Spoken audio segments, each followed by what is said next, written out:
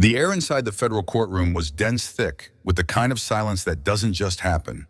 It's the kind of silence that is built layer by layer out of anticipation nerves and the unspoken agreement that no one, absolutely no one, wanted to be the person who broke it.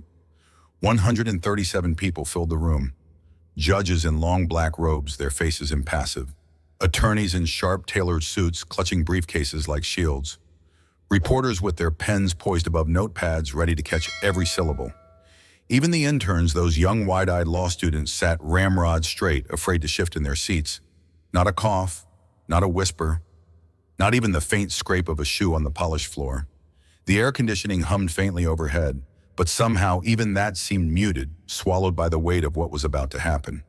Along the back wall, cameras from every major network stood on their tripods. The small red lights over their lenses glowed like watchful eyes, recording every twitch, every breath. The marble walls, cold and gleaming, trapped the tension inside, bouncing it back into every face and every clenched jaw. Near the front row sat a cluster of senior legal scholars, men and women whose names appeared in law textbooks. Even they looked uneasy. One tapped his pen against a legal pad, then froze mid-tap as though realizing the sound was too loud for this moment. All eyes were fixed on one thing, the narrow stretch of space between the polished wooden podium and the elevated bench where the presiding judge would sit. That space, empty for now, felt like the stage of a play just seconds before the curtain rose.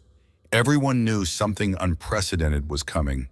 They could feel it in the way people were leaning forward ever so slightly in their seats, in the way breaths were held just a second too long.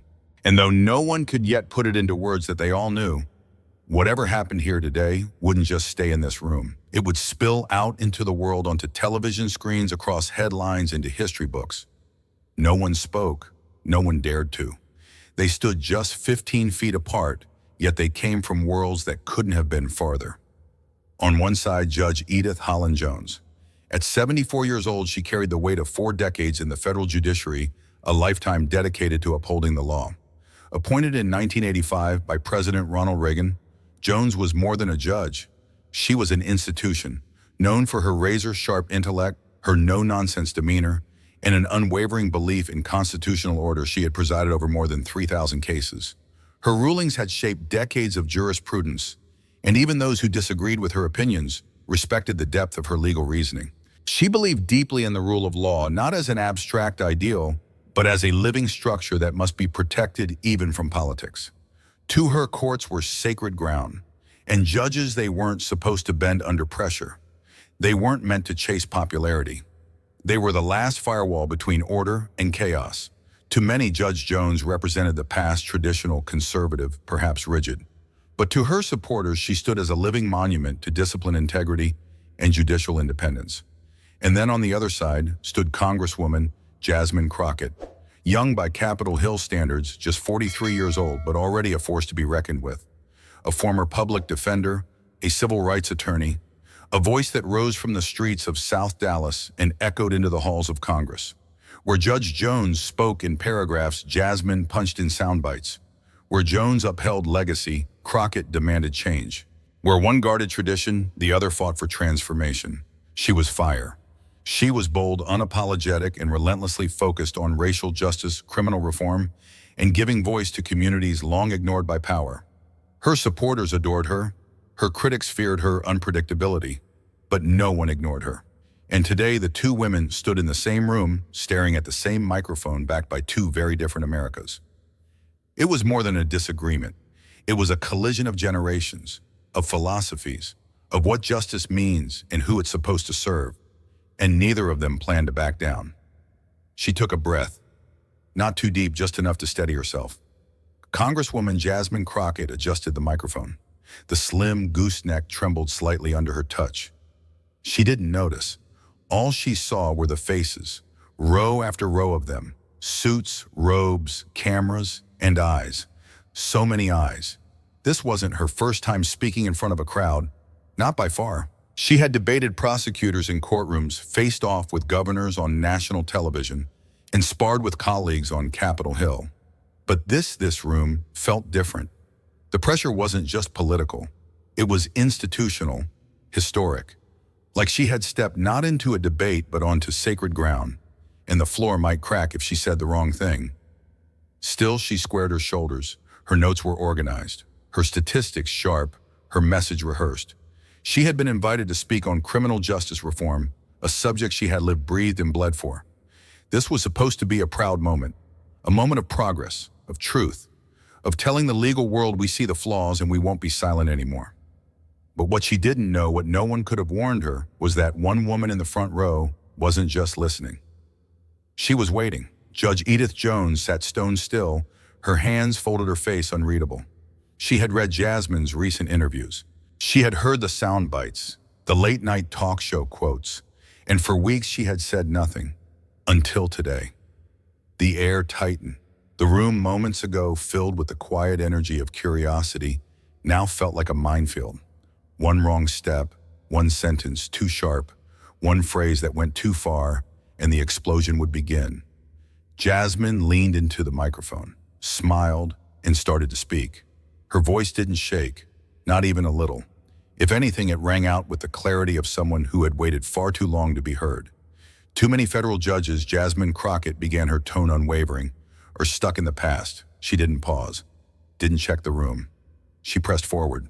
They interpret justice through the lens of tradition while ignoring the realities of the people they claim to serve. A flicker of movement in the gallery. Someone leaned forward. Several judges exchanged subtle glances. But Jasmine kept going. They protect the system, not the people. They defend power, not the powerless.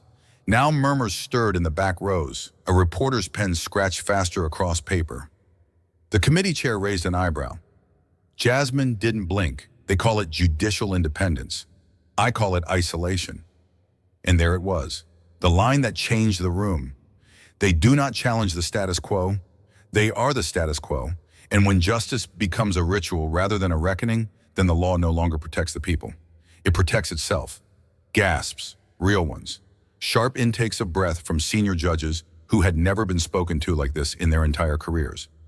Judge Jones sat still, stone still. Crockett finished her sentence and let the silence do what it always does, reveal the tension no one else dared say out loud. The silence cracked not with thunder, but with whispers. It started in the back rows, barely audible murmurs. Shifting chairs, cleared throats, then like a wave crawling forward, the tension spread. Judges leaned toward one another, whispering behind raised palms. Clerks glanced nervously at their mentors. Legal scholars scribbled notes with more urgency. This wasn't just bold. It was incendiary. Jasmine Crockett had said out loud what many activists had only dared write in op-eds. And now she had delivered it, uncensored, unflinching, on federal judicial soil, to their faces. Some looked stunned, others offended, a few intrigued, and then there was Senator Cory Booker seated at the head of the dais. He didn't say a word. He didn't have to. A slow smile curled on his lips, the kind of smile worn by someone watching a fire ignite exactly where they hoped it would. He had just challenged Bondi in a previous session and now watched Crockett finish what he believed they had started. To him, this was it, a defining moment, a progressive battle cry in a room that rarely saw revolution. He folded his hands, leaned back slightly, and let the storm brew. But what Senator Booker didn't realize, what no one realized, was that another storm was already gathering, one that wouldn't roar but whisper, then cut like steel. And it was seated just 12 feet away in the front row, wearing a black robe, waiting. And then she moved. It wasn't fast. It didn't need to be. Judge Edith Jones, seated motionless for over an hour, suddenly placed both hands on the arms of her chair. With one slow, deliberate motion, she rose. The room responded before it understood. A rustle of suits, a breath caught mid-inhale. Even the cameras seemed to pause, as if technology itself understood that something was happening that went beyond just another soundbite. For the first time in 15 years, Judge Jones stood to speak during a federal judicial conference. Not to deliver a ruling, not to offer a closing remark, but to intervene. It wasn't just her age, it was her gravity. Every inch of her 74-year-old frame stood with the weight of 3,000 cases, a Supreme Court shortlist, and decades of unshaken discipline. Her black robe shifted gently around her legs as she stepped forward, her expression unreadable. Her eyes locked onto Jasmine Crockett. The moment was cinematic, like someone had pressed pause on reality. You could almost hear the slow zoom in of the broadcast cameras. 1 frame per second, closer and closer. The room no longer breathed. Even the air felt like it had pulled back. This was no longer a hearing. This was about to become history. Judge Edith Jones stepped forward, not quickly, but with the weight of someone who didn't need to raise her voice to be heard. The silence in the room was no longer tense. It was reverent, a kind of stillness reserved for funerals or history. She stopped just short of the podium, didn't ask for permission, didn't clear her throat. Her voice was low, steady, measured. "Congresswoman," she began, eyes fixed on Jasmine. "Passion must never substitute principle." 7 words. That's all it took. But they didn't land like a rebuke. They landed like a reckoning. Jasmine's smile vanished. The reporters stopped typing. Even Senator Booker leaned forward slightly, eyes narrowing. Judge Jones didn't flinch, didn't blink. She let the words sit in the air long enough to echo. "You speak with conviction, Ms. Crockett," she continued, "but conviction without constitutional grounding is not leadership. It's theater." A sharp gasp rippled through the gallery. Someone in the second row dropped a pen. Nobody moved to pick it up. Jones wasn't angry. She wasn't raising her voice. But she was commanding the room now completely. This was no longer Crockett's moment. It belonged to her. Jasmine Crockett stood still. Not defensive, not rehearsed, not political. Just still. For the first time that morning, she didn't interrupt. She didn't lean into the microphone. She didn't smirk or smile or pivot the moment to make it hers. She just stood there as the room waited. All eyes were on her, some expecting fire, others bracing for fury. But instead came something no one anticipated: Judge Jones. Her voice was low, steady, almost sincere. "Can you tell me where you believe I crossed the line?" A silence fell again, but this time it wasn't out of fear. It was out of disbelief. No one in the room, no judge, no senator, no scholar had expected her to ask that. No one expected humility, not in this arena, not in this climate, not from a politician who had just shaken the room. The question hung in the air heavy, honest, and devastatingly rare. Even Judge Jones blinked. Just once, not to assert control, but to process what she had just heard. Judge Jones didn't raise her voice. She didn't narrow her eyes. She didn't lean into authority like a hammer. She leaned into understanding. And that was more powerful.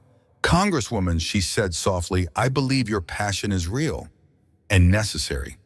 A murmur, unexpected, gentle. Jasmine didn't move. She was listening now, truly listening. But there's a line between challenging decisions and challenging the legitimacy of the system that produces them. One brings reform. The other erodes trust. Her words were slow, not as a lecture, but as an offering. And Jasmine Crockett, firebrand fighter, headline maker, didn't interrupt, didn't posture. She nodded, just once. 2 women, 2 different generations, 2 philosophies. Finally meeting not in conflict, but in conversation. It was quiet, but it was seismic. In a world where shouting gets the spotlight, they chose something rarer: respect. It didn't happen all at once. There was no dramatic sigh, no trembling hands, just a breath and a silence. And then something no one had predicted. Jasmine Crockett looked up, not to fight, but to confess. "Judge Jones," she said softly, "I owe you in this court an apology." Time stopped.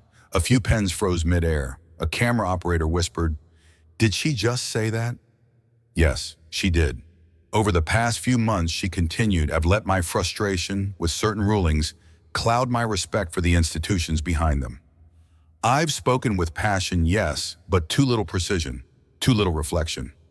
There was no spin, no pivot to party lines, no attempt to blame anyone else. I allowed my emotions," she said, "to outpace my reason." It was just one sentence. But in a courtroom that had witnessed thousands of testimonies, it hit like thunder. A politician apologizing, not for optics, not for votes, but because she meant it. And in that moment, she didn't sound like a congresswoman. She sounded like a citizen. For a full 5 seconds, no one moved. No one even breathed. The sound of Jasmine's apology still hung in the air like the final note of a symphony that no one wanted to fade. Rows of attorneys sat motionless, their pens frozen mid-page. One man, a former prosecutor from New York, blinked back tears he never thought he'd shed in a courtroom again. Near the back, a junior lawyer clutched her chest, not out of pain, but disbelief. And in the press row, those who were trained to report not to feel lowered their cameras slowly. They weren't looking for the next shot anymore. They were witnessing something sacred. The jury, though largely symbolic at this conference, stared wide-eyed. A few even leaned forward, as if needing to see Crockett up close to believe she was real. Because what they had just witnessed wasn't normal, wasn't calculated, wasn't political. It was human. And it shook them. She didn't speak right away. She let the silence hold a little longer. Let it breathe. Then Judge Edith Jones stepped forward. Not out of superiority, not to reclaim the room, but to meet the moment with grace. She reached the podium, placed her hand gently on the polished wood, the way one might touch a family heirloom. And then she looked at Jasmine, not with authority, but with something rare, recognition. "Congresswoman," she said, "words matter, but it's attitude, your attitude right now, that allows democracy to endure." A soft murmur spread through the gallery.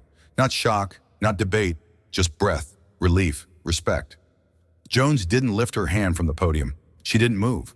Because sometimes the most powerful thing a judge can do is not to rule but to receive. And in that moment, power became presence, and presence became peace. It started with one headline, a historic moment in American justice. CBS, NBC, CNN, even Fox News. By 6 p.m., every major evening broadcast had the story on their front page. Not just a clip, not just a soundbite, but full coverage. They showed the moment Crockett apologized. They showed the way Judge Jones listened. And they showed silence. Because that silence was louder than any speech. On TikTok, the clip went viral in under an hour. By midnight, it had 11.2 million views, trending under the hashtag #RespectInPower, Instagram Reels, YouTube commentary channels, even legal podcasts all lit up. "A politician just did something we never see anymore," one host said. "She admitted she was wrong, and meant it." Comments flooded in. "I cried watching this. My faith in America just went up 10%. This is what leadership actually looks like." People weren't sharing the moment because it was dramatic. They shared it because it was real. No shouting, no spin, just truth. And in an era of division, that kind of truth spreads faster than outrage. Long after the cameras stopped rolling, after the headlines faded and the applause quieted, the real conversations began. In a quiet office on Capitol Hill, Jasmine Crockett sat alone. Her heels kicked off, her voice low, her phone on the speaker. She was calling her inner circle. Not to spin, not to strategize, but to reflect. I think she paused, voice catching slightly. "I think I understand the law better today than I have in the past 5 years." There was silence on the other end of the line, then a quiet response from one advisor. "That might be the most powerful thing you've ever said." Across the city, in a modest apartment lined with law books, in silence, Judge Edith Jones sat at her writing desk. Not drafting an opinion, not preparing a lecture. She opened a worn leather journal and wrote just one line. "Today I felt like a teacher, not a judge." She closed the book, exhaled, and for the first time in a long time smiled. Because justice that day hadn't come from a ruling. It had come from a conversation. The headlines faded, the views kept climbing, but Jasmine Crockett wasn't chasing virality. She was chasing something deeper, something heavier. Redemption. It came not through a tweet, not through a press conference, but through paper. 1 week after the hearing, every federal circuit judge in the country received an envelope personally signed. The letter inside was short, plain, but unforgettable. To the members of the United States Judiciary, it began, "I owe you more than an apology. I owe you respect." She didn't try to justify her words. She didn't repackage her anger. She owned it. "I allowed my frustration to eclipse the purpose of my role to be a voice for reform, not a hammer against the structure. For that, I am sorry. More importantly, I commit to learning, to listening, and to building bridges where I once burned them." The letter was signed with humility. Jasmine Crockett, and attached, handwritten in the margin, were 7 words. "Thank you for reminding me what service means." 6 weeks later, the auditorium was full.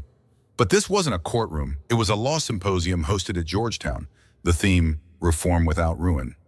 2 chairs sat on stage. One was occupied by Judge Edith Jones, steel gray blazer, calm eyes and a cane beside her. The other by Congresswoman Jasmine Crockett, charcoal suit, no notes but fire in her voice. They weren't here to debate. They were here to build. Crockett spoke first. She didn't start with law. She started with loss. "I thought passion was enough. I thought rage was evidence of justice. But I forgot justice doesn't shout. It endures." The room was silent. Jones nodded and leaned into the mic. I spent 40 years defending a structure I believed in. But I forgot that structures need renovation too. Not destruction, but honesty and courage. There was no applause yet, only stillness, only listening. Then Jones looked at Crockett and said, "Congresswoman, you reminded me that laws aren't marble. They are living promises." Crockett turned to her, voice low, "And you reminded me that tradition isn't the enemy. Silence is." The crowd finally erupted, not because it was political, but because it was rare.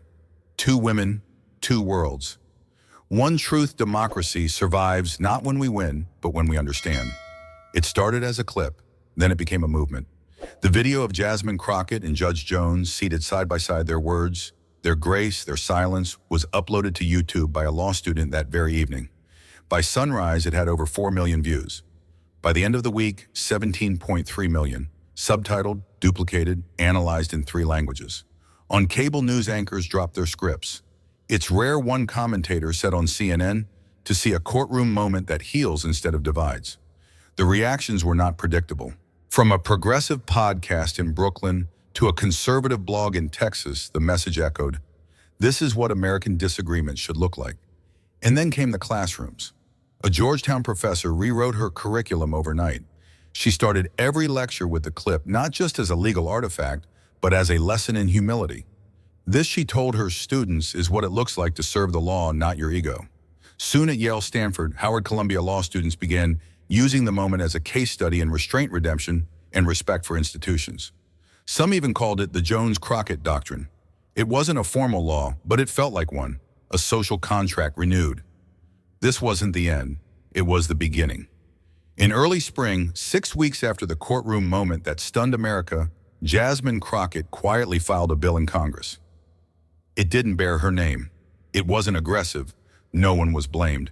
It was titled the Institutional Transparency and Dialogue Act, a bill designed not to punish courts, but to connect them to the people they serve. Crockett stood at the podium, surrounded by Democrats and Republicans alike. She didn't give a fiery speech. She gave a measured one. You can believe in justice and still believe we can do better. Across the country, Judge Edith Jones did something just as remarkable. She opened her courtroom not for trial, but for dialogue. Through a new program called Bench to Youth, she began holding monthly forums with students from high schools, community colleges, HBCUs, teaching them not just about the law, but about why the law matters. The Constitution doesn't enforce itself, she told them. It needs you. News outlets called this moment a rare bipartisan bloom. Civic leaders called it a blueprint. And young people, they called it hope. The lights were bright, the stage national, the moment unscripted. On 60 Minutes, in a segment meant to celebrate her rise as a voice for change, Jasmine Crockett surprised everyone. She didn't spike the ball. She didn't claim victory. She did something rare in politics. She admitted transformation. "I used to think the louder I got, the more justice I served," she said, pausing. "But justice isn't noise. Justice is clarity." The interviewer blinked, caught off guard. "So what changed you?" Jasmine leaned back. "That courtroom, that judge, and the silence that followed after I said nothing at all." Then came the line, one that would be quoted, remixed, and replayed across every platform in America. "I never want to trade real justice for political victory again." Twitter erupted. News anchors called it a new kind of confession. Voters, they listened. And for the first time in her career, Crockett wasn't the disruptor. She was the reflection. She didn't want a ceremony. No champagne, no farewell speeches. Just a quiet email subject line. Notice of retirement. But tucked inside her chambers, where the walls had absorbed decades of precedent, debate, and duty, Judge Edith Holland Jones sat one last time before turning off the lights. She opened her old leather-bound notebook, the one she'd used since her first federal confirmation, and with a fountain pen she hadn't replaced in 20 years, she wrote a final entry. "Strength does not come from prevailing in argument, but from listening, truly listening to those who do not agree with us." She paused, then added, "And perhaps if we're lucky, we let them change us." Outside her door, law clerks were unaware. The court calendar remained full. The world didn't pause. But in that moment, an era did. She left the note on the desk and walked away, not as a judge in robes, but as a woman who had seen truth evolve not from victory, but from humility. The screen fades to black, but the silence isn't empty. It echoes with a question that no news cycle can answer. No poll can measure. No law can enforce. What if this wasn't just a courtroom moment? What if it was a mirror showing that even in the most adversarial of arenas, a seasoned judge and a fierce reformer could find something rarer than agreement? Understanding, and if a congresswoman could pause, reflect, and admit in front of millions that she was wrong, then what stops the rest of us? What keeps us from stepping back from the shouting, from the slogans, from the tribal lines we draw in sand and blood? If the courtroom became a place of grace, could our country follow suit? Could we as a nation dare to believe that growth doesn't weaken us? It defines us. So here's the question. It's not rhetorical. If one politician can step back to learn, can an entire society learn to do the same? The gavel doesn't fall. The credits don't roll, because the story isn't over. It's only just begun if we choose to continue it.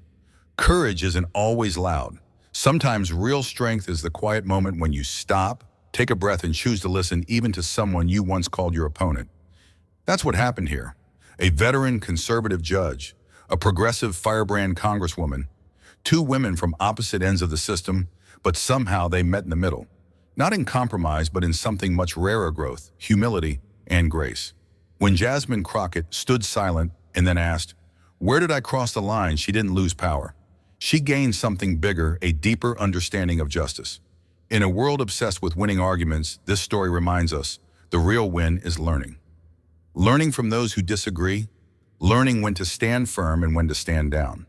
So maybe the next time we feel the urge to shout, we try listening instead.